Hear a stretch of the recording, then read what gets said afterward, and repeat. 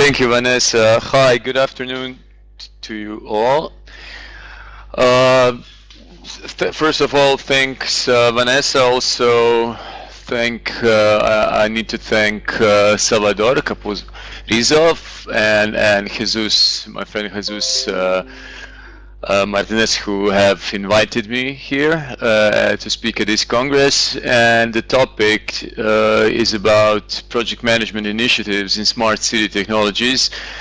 The agenda is I will start briefly about the digital trends and the need of becoming more and more digital and turning to digital trends, and also a lot of organization why they are starting digitization programs. Then I will briefly explain the smart city approach, even though today you can find a lot of cities being called smarter cities, not just smart cities.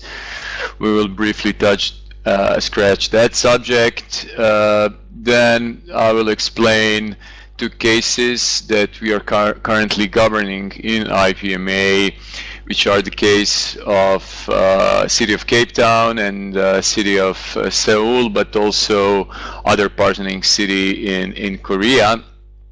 And I will also introduce the IPMA Smart City program for any one of you who will really like the topic and would like to get involved more with the smart city initiatives. First off, let's start with the trends in the digital environment. So today, this is from the tech trend of Deloitte 2020, which they found in longitudinal studies throughout the last 2 decades. Basically, many digital trends have emerged. Some of them faded away, but today basically they revolve around finance, architecture, human social platforms, which go beyond any current markets, digital realities. But what is really important for this topic, for this lecture, are the digital twins, right? So the twin which enables you to collaboratively, virtually intake data and from real environment and simulate conditions quickly, right? So if you basically imagine if you had a digital twin, it would enable you to collaborate virtually, to intake different data from sensors like temperature, wind speed, consumption, CO2, energy consumption, traffic, water, sewer supplies. So intake different sensor data and simulate these conditions quickly. Then you can understand what if scenarios more clearly and predict future strategies and future results more accurately. So basically, the digital twin is all about designing a digital model which you can use to manipulate what we call the physical world. In this case, what we called cities, right? So we talk about smart cities. So many different industries today use digital twin concept in the car industry, in pharmaceutics, in entertainment, film industry, right? So, and it's a remarkable feat of smart city management, which currently use digital twins. So, for example, what it says here in this slide is that Singapore uses a detailed virtual model of itself in urban planning. So basically, when you submit for a permit to build, first you need to fit in and align with the current urban planning model, which is basically a digital twin of the cadastre of the possible places where you can place that building. Of course, there are some other information connected to that digital twin, and nowadays in construction, people are more turning into BIM models, 3D models, which then are completely integrated with the urban planning digital twins. So basically, Singapore was the pioneer in this approach in construction, but today, for example, UK is completely now, Cambridge University is now the digital center of UK for building, and now they're turning basically most of the construction into the prefabricated, pre-built modular systems of building based and founded on digital twins, right? So it's a big market. It's well evolved. It's well developed. There's an estimate in that Tech Trends 2020 by Deloitte that by 2025 the whole digital twin market will be worth almost 4 billion. And in 2090, and will reach up to 35 billion by 2025. So it's a huge market. So how do these digital twins now touch smart cities, right? So smart cities are also using, as I said before, using digital twins for many different things, right? For traffic congestion, for urban planning, for energy consumption, water supplies, sewers, and beyond improving that infrastructure, smart cities focuses on enhancing the citizen experience, right? By operating and intersecting these 3D models of data, digital and human design. So basically, the whole goal of smart cities is to enable better decision making, and through the use of data from all of the stakeholders. So of course the residents, the society, the business, the governmental sector, municipality. So the focus of any smart city is basically should be the people, and to provide benefits of a better quality for life for both residents and visitors, economic competitiveness, to attract industries, talents, environmental conscious focus on sustainability, and so forth. So, but why do we need smart cities? Why do smart cities matter, right? Because in IPMA we also have different groups which we govern. One of them are also smart urban technologies, which current president of IPMA, Jesus Martinez Almela, is also governing and is highly included. But basically, when we talk about smart cities, by 2025, the world's top 600 cities are expected to account for 60% of global GDP. Right, and this is according to the UNDP urbanization prospect.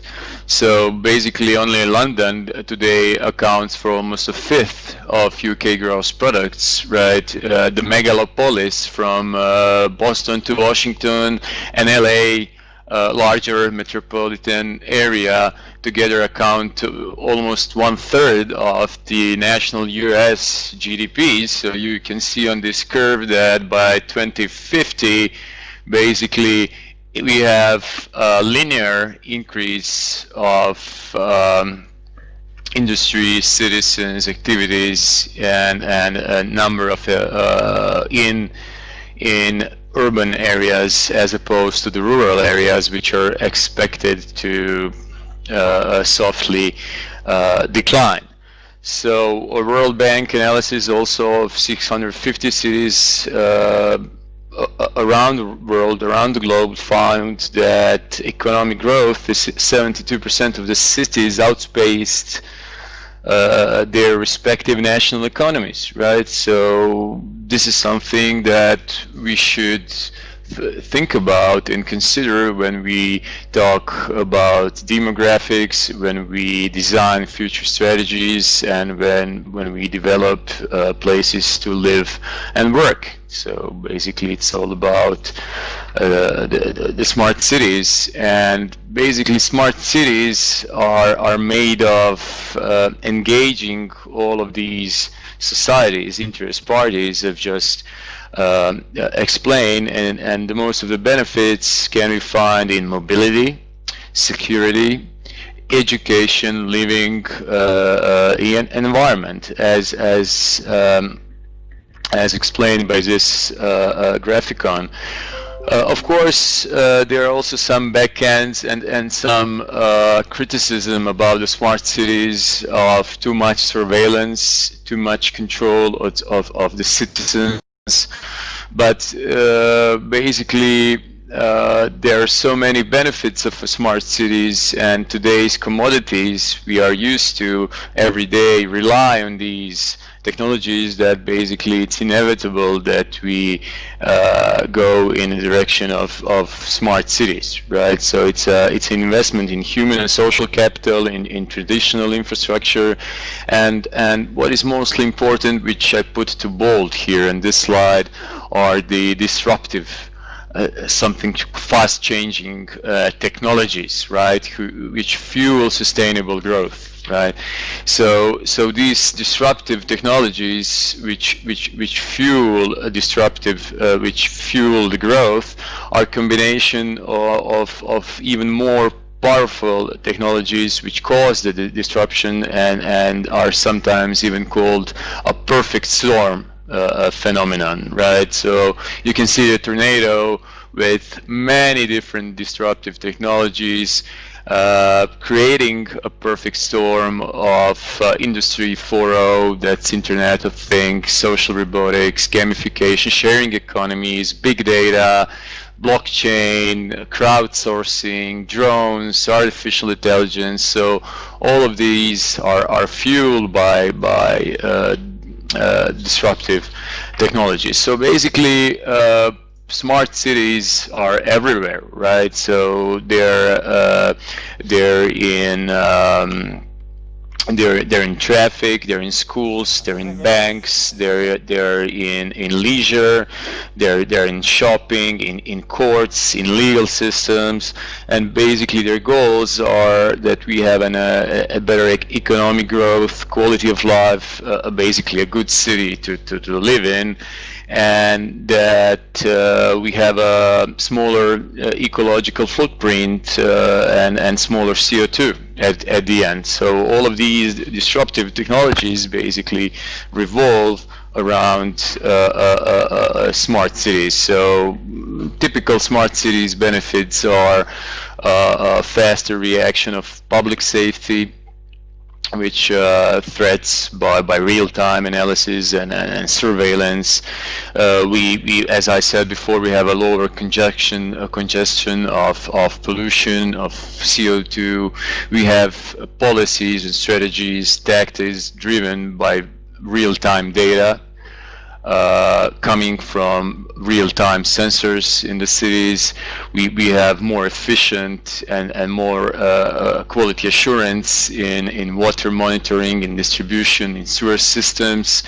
So they're basically typical smart cities benefits. So let's go through a couple of cases before we explore what is currently happening, as the title announced, smart cities in the IPMA context. So for example, city of Amsterdam in 2013, they started the smart city approach, and they sought to expand its 11 existing air quality measurement stations, and the city wanted a street level hyper-local measurement of air quality that the existing infrastructure did not support. So basically the city decided to take a different route, and they launched the Smart Citizens Lab, and the lab provided now a platform for different stakeholders like citizens, scientists, designers, engineers, different platform, easy to build and maintain sensor kits to measure the light, the sound, the CO2, the nitrogen, the temperature, and basically the Amsterdam case showed that city data and smart citizen equals better city decisions. So they had emergent technologies and emergent strategies of a smart city. Next is London. Of course, I'm just scratching the surface of these cities in their smart city programs. So I'm just giving maybe the most interesting parts of their smart city development. So London, the great London Authority created their famous London dashboards, right? A centralized data repository available to citizens in London free of charge. And the data is organized around key public services, which I explained earlier, and basically enabling Londoners to develop raw data into new data sets, apps, mobile apps, websites, and basically this also encourage more transparency and better management of the cities and city authorities. So again, we have the same quota, the same notion of city data plus smart citizens equals better city decisions, right? Third in line, which I took, was Singapore, where Singapore, they have this ambitious virtual initiative enabling everything from planning for cell towers to solar cells, also urban planning, which I explained at the beginning of this lecture, which are used to simulate traffic patterns, foot traffic, and basically even potential to enable emergency evacuation planning and routing during city annual streets closures for Formula One racing. So actually they use the smart city real-time data coming from real-time sensors around the city when they're planned and control Formula One racing. So Singapore is city-state, very low on ground, on soil, so they are really creative in managing their traffic, especially for tourism, for sporting activities like Formula One.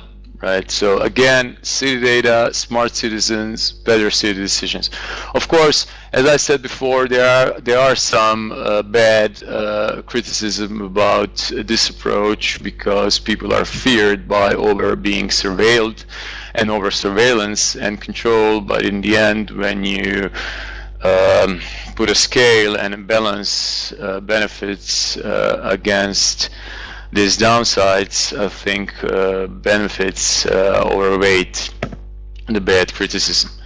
So there are many different smart city projects, I would rather say programs around the world, because each of these cities has many different projects in the portfolio, which are all strategically aligned towards becoming a more smarter city. So London, Amsterdam, but also other cities in Korea, in Japan, in Mexico, in Canada, India, Dubai, Emirates, sorry. So all of these, Rio, Australia, all of these are now joining together into one big network of smart cities fueled by disruptive technologies and innovative approaches. So in IPMA currently we govern different special interest groups, which are domain of practices for project managers, program managers, portfolio managers working in one special domain of project profession, whether they work in film industry or in pharmacy or in oil and gas. We want to provide different domains where they can find their peers, exchange case studies, knowledge, and basically speak to the project managers from their industries. Currently, we have 5 different SIGs, but one of the 5 are the smart cities, right? And there are many different benefits of why you would join a SIG, but basically it's an opportunity, a great opportunity, if you join, for example, the smart city, to interact, to meet industries, world's leaders, to solve most pressing challenges, to benchmark, to compare your performance against the next city, to meet people from these smart cities, to travel, to interact. So basically you can gain a deeper understanding of the perspectives around the industries, and you can be a mentor, you can be mentored, and there are quite many nice things about joining IPMA and IPMA 6. So currently we have 2 major SIGs now working together.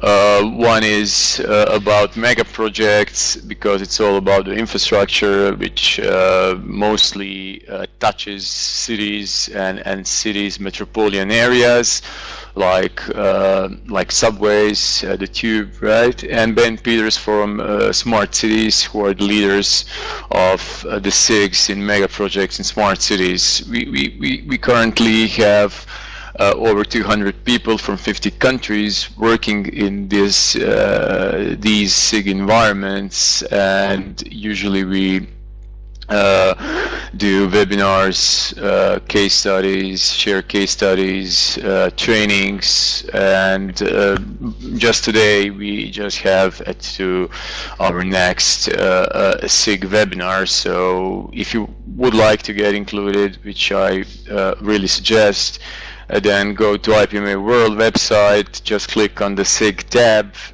or just type in IPMA World/SIG and register, sign up, right, for the SIG. So our Smart City SIG is about, currently governs two cities. One is the city of Cape Town in South Africa, and the other one is Seoul in Korea. And so a little about South Africa, and why is it so important that they use these disruptive technologies and nurture on the benefits they bring, right? So the city of Cape Town, currently it's positioned in the south of Africa.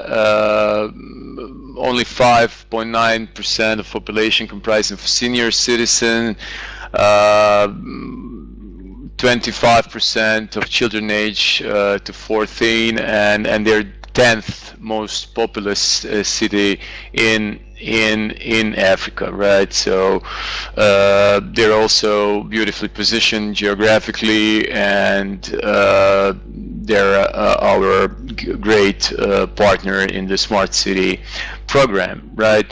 So this is the potential we gotta connect, and we want to enhance. So in housing, in health, in education, in crime, and especially in health, which HIV prevalence over 18%, right?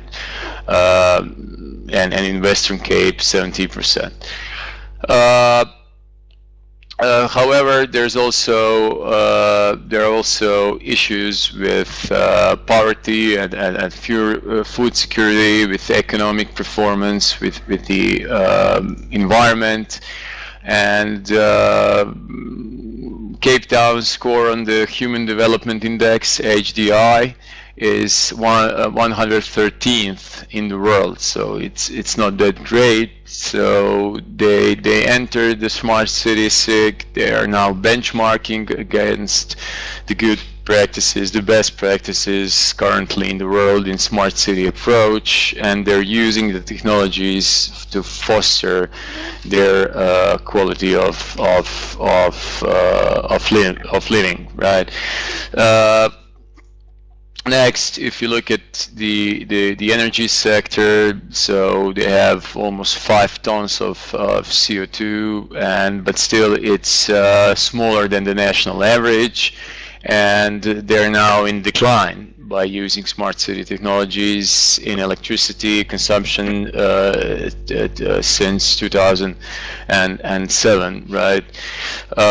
So you can check all of the other KPIs that currently are being monitored by a smart city approach in the city of Cape Town, right? So what they used, and this largely came also from the smart city of Korea. They benchmark against is they used the smart city core values, and they founded a strategy of 20 years plus, and they wanted to do the smart city technologies in living, in people, in governance, economy, and mobility. And also they grouped three different values about livability, workability, and sustainability, with the aim to transform the cities and to become more efficient and effective. And they hope that this approach will also be used by the other great cities in South Africa and maybe even further. So these are their core values they're using. You will see later in the presentation that basically the Korea is doing the same, and we are now trying to share these values around the IPMA society. So their vision is distributed to 5 main pillars about to create the environment where they can invest to create safe living and business environment. They want to build a metro that offers sustainable environment. They want to have inclusive cities, which they had issues before, and of course they want to be efficient in their operations. They want a well-run city, right? So these are their 5 pillars which they want to now use to improve the quality of living in Cape Town. So around the smart city program, it's about the livability, workability, and sustainability, right? So then they use these pillars to get even to a lower level, to find projects, and then they found the smart water, smart energy, smart transport, smart buildings. They're now trying to implement the BIM model, which was first, which I said was first used by Singapore, but now it's largely developed in the UK. And basically these are now the strategic directions they want to develop in. So now they're canalizing this through projects, through maintenance, through operations. And this is actually great for us because we are seeing that actually a project management approach is working. They are really focused, they are result oriented, and they have a short, mid, and long-term objectives, right? So they're now see the end of the line in some way and are focused, right? So they have now a smart city facilities. They're managing 3,000 water devices on real-time data, live data. city of Cape Town, even our Jesus Martinez Almela was largely involved, also signed the agreement to cooperate with IPMA, and these are good examples how they develop in the context of IPMA. They even connect to the city of Cape Town Civic Center, which basically is South Africa's first smart municipality building, right? Which have different smart building systems like emergency control and energy management, parking, security, energy energy consumption. So these are all great examples.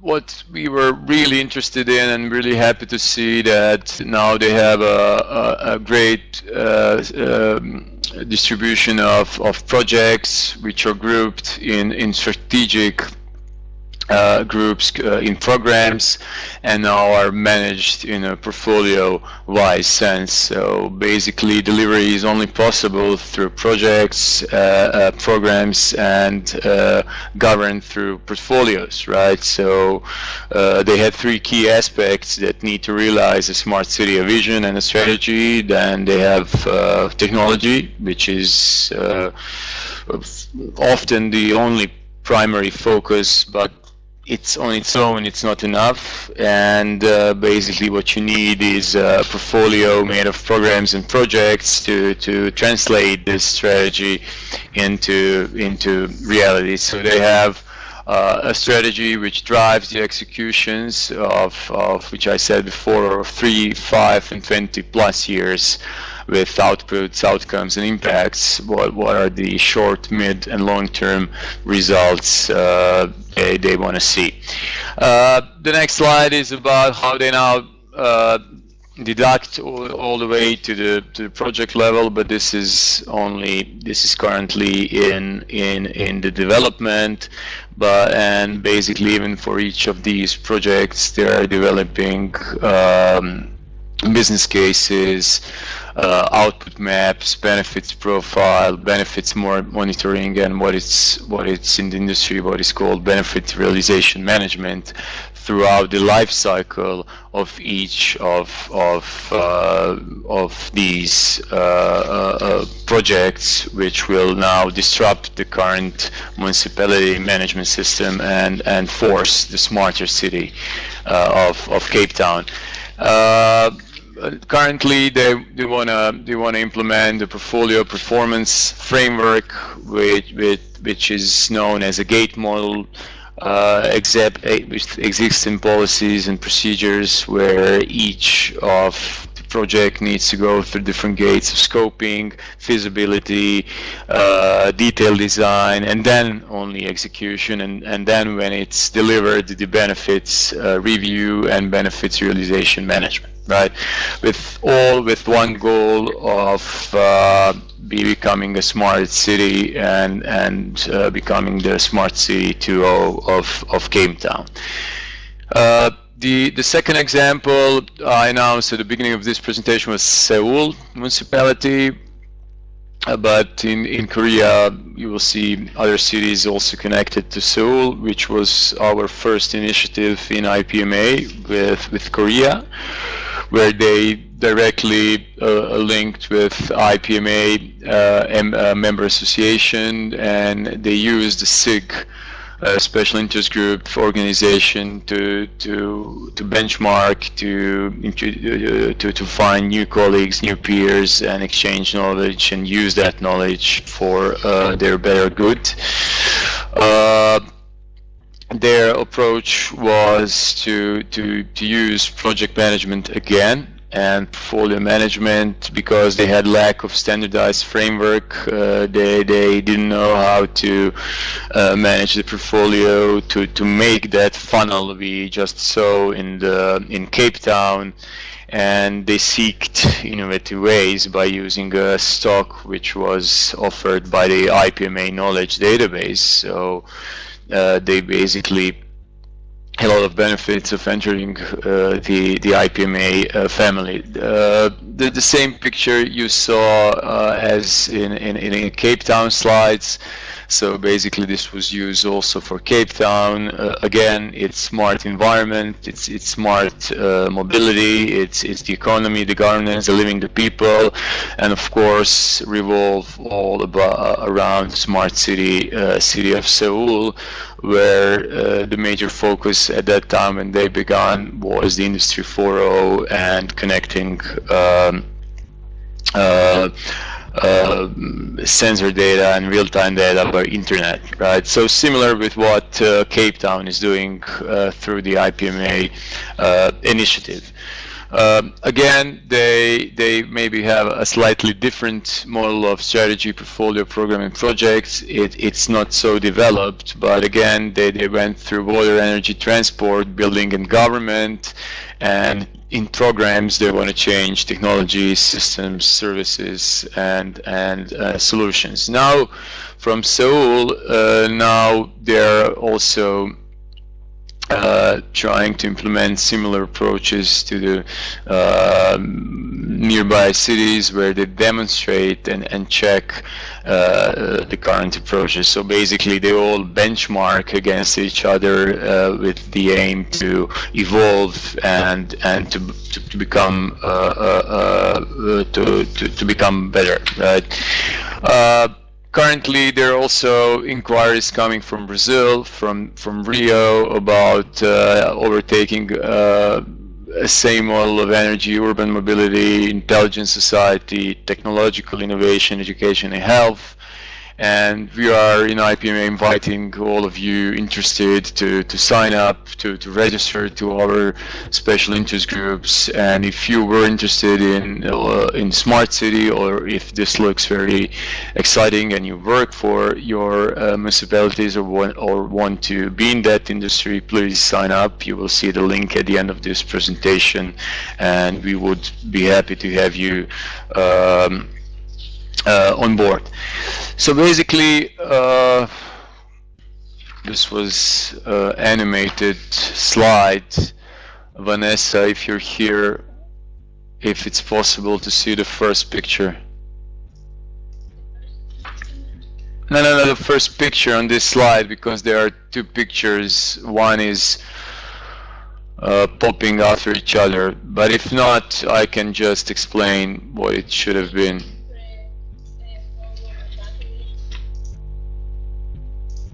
No, never mind. So, never mind. So basically, currently, by the World Economic Forum 2020, nowadays there's a map of likelihood which technologies basically will be highly influenced by the COVID situation, right? With the corona, with the current crisis, and like a prolonged global recession, like bankruptcies, consolidations, with high unemployment, with weakening of major economies, and especially supply chain disruption. But what is not, what has less likelihood to be touched by the COVID situation are actually disruptive technologies and IT, and especially in the smart cities, and especially in the smart communities. So basically, this is a good time to focus on the disruptive and abrupt technology adoption, and this is a good time to invest in IT, and it's a good time to actually turn to smart cities, because next time the next crisis comes, when we prevail this COVID crisis, the next time it comes, you will be more ready and more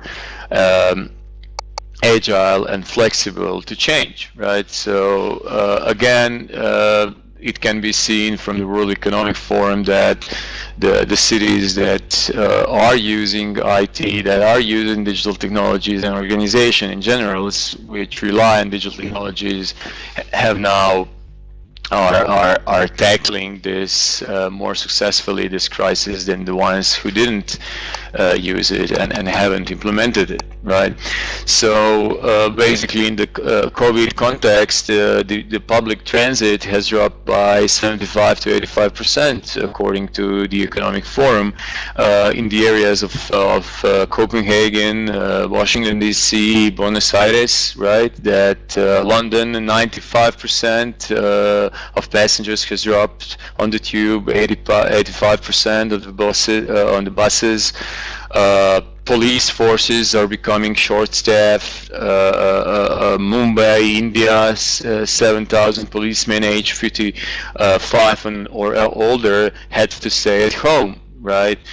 But these are all bad things that the COVID context brought, but also if a smart city approach was implemented, and if you could have relied on the smart city technologies, these shortcomings of the COVID crisis could have been prevailed more easily, right? So about the transport, about the police security, about short staffing, and basically reopening government will not mean returning to business as usual, right? And the next normal will be different, and COVID has disrupted nearly every area of government, from public transit to welfare services to law enforcement, and which you can see by these numbers, right?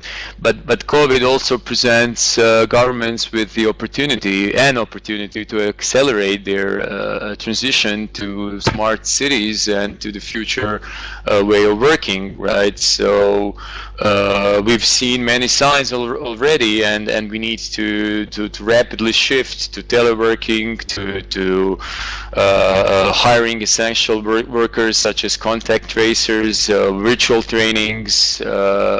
Basically, all of these examples show that the decades-old orthodoxies can be broken, right? And can be handled by new disruptive technologies. So we need smarter cities. We need to move beyond connected infrastructure and smarter things.